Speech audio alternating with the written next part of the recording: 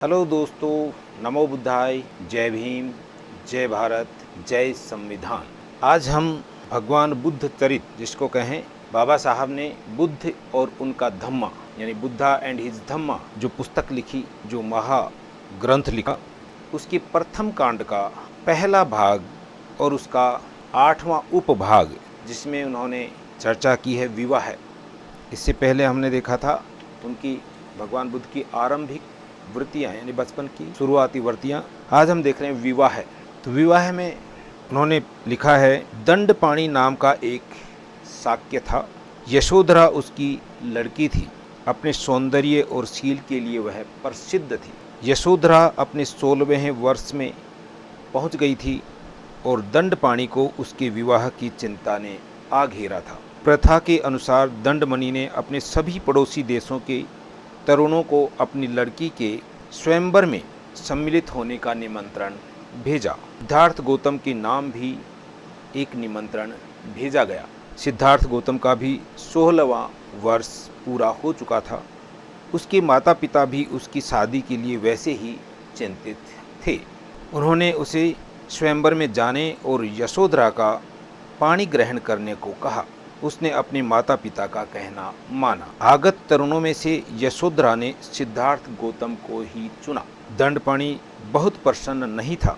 उसे उन दोनों के दाम्पत्य जीवन की सफलता का संदेह था। उसे लगता था कि सिद्धार्थ को तो साधु संतों की संगति ही अच्छी लगती है। उसे तो एकांत प्रिय है। वह एक अच्छा सद्गृहस्थ कैसे बन सकेगा। यशोधरा सिद्धार्थ गौतम के अतिरिक्त और किसी दूसरे से विवाह न करना चाहती थी। उसने अपने पिता से पूछा, क्या साधु संतों की संगति को अच्छा समझना कोई अपराध है? यशोधरा का ऐसा ख्याल नहीं था। यशोधरा की माँ को जब मालूम हुआ कि यशोधरा सिद्धार्थ गौतम के अतिरिक्त और किसी दूसरे से विवाह करना ही नहीं चाहती, उसने दंडपाणि से कहा कि उसे राजी हो जाना चाहिए। दंडपाणि राजी हो गया।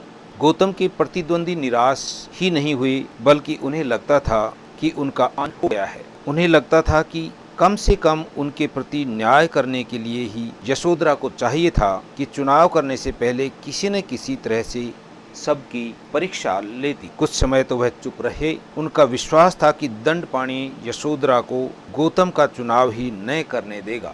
उनका उद्देश्य यूं ही पूरा हो जाएगा। लेकिन जब उन्होंने देखा कि दंडपाणि असफल रहा है, उन्होंने हिम्मत से काम लिया और इस बात की मांग की कि लक्ष्य भेद की एक परीक्षा होनी ही चाहिए। दंडपाणि को स्वीकार करना पड़ा। पहले तो सिद्धार्थ इसके लिए तैयार नहीं था। उसके सारथी छंदक ने उसे समझाया कि यदि वह अस्वीकार करेगा तो यह उसके लिए, उसके परिवार के लिए तथा सबसे बढ़कर यशोधरा के लिए ही बड़ी लज्जा की बात होगी। सिद्धार्थ गौतम के मन पर इस तर्क का बड़ा प्रभाव पड़ा। उसने उस परीक्षण में सम्मिलित होना स्वीकार किया। परीक्षण आरंभ हुआ। प्रत्येक प्रतिद्वंदी ने अपना अपना कौशल दिखाया। सबके अंत में गौतम की बारी थी, किंतु उसी का लक्ष्य भेद सर्वश्रेष्ठ सिद्ध हुआ। इसके बाद विवाह हुआ। शुद्धोधन और दंडपाणि दोनों को बड़ी प्रसन्नता थी। इसी प्रकार यशोधरा और महाप्रजापति भी बड़ी प्रसन्न थी। विवाह हो चुकने के काफी समय बाद यशोधरा ने एक पुत्र को जन्म दिया। उसका नाम राहुल रखा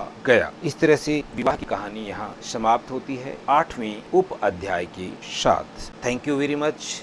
आपको ये अच्छा लग रहा हो तो हम चाहेंगे कि आप इसे लाइक करें, शेयर करें, सब्सक्राइब करें और कमेंट देकर बताएं कि आपको कैसा लगा और हमें और किस किस तरह से इसमें अपडेट करने चाहिए। Thank you very much. जय भारत, जय संविधान, नमो बुद्धाय, जय भीम।